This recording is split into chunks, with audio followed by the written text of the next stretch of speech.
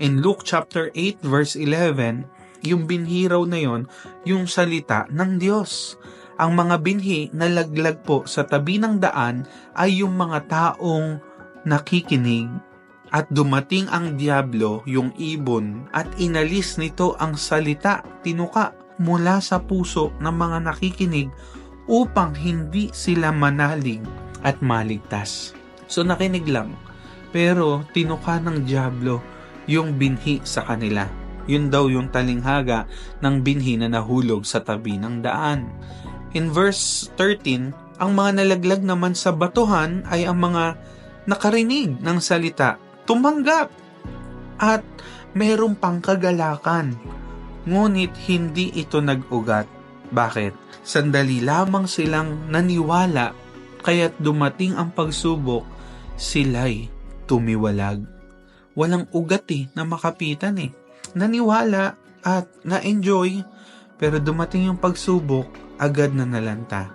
Yung simba, uwi, nakinig, excited, sinolo yung problema, wala man lang napag-teteksa, napag-pray nyo naman po, walang na-share ng pagsubok, na solo Nakinig, tumanggap, pero nalanta agad dahil sa matinding pagsubok, tumiwalag agad.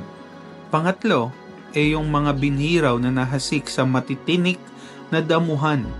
Ito daw yung mga nakinig sa salita ni Lord.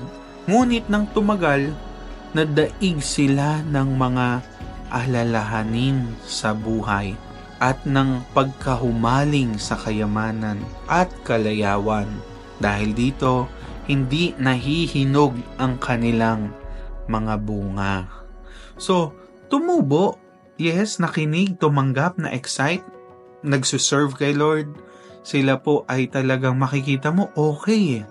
Malago, tumubo, pero hindi nahihinog yung bunga. Bakit? Dahil not fully surrendered kay Lord. Ang kalahati ng buhay nasa Panginoon. Ang kalahati ng buhay nasa kalayawan pa ng mundo. Kaya hindi po nahihinog ang bunga.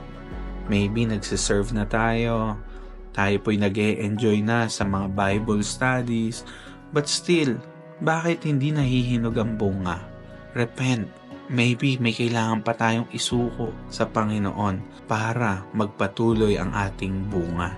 At in verse 15 ng Luke 8, ito naman yung mga nahasik sa matabang lupa ay yung mga nakikinig daw ng salita ng Diyos, nag-iingat nito sa kanilang pusong tapat at malinis, at sila'y namumunga dahil sa pagtsatsaga.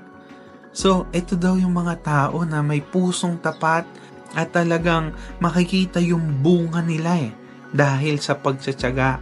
Our prayer ay nandun po tayo sa matabang lupa. Magtulungan po tayo na makarating ho doon.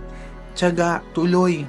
At kung may kailangang alisin na sa ating buhay, confess for us to grow. Mamunga pa sa ating ginagawa para sa Panginoon.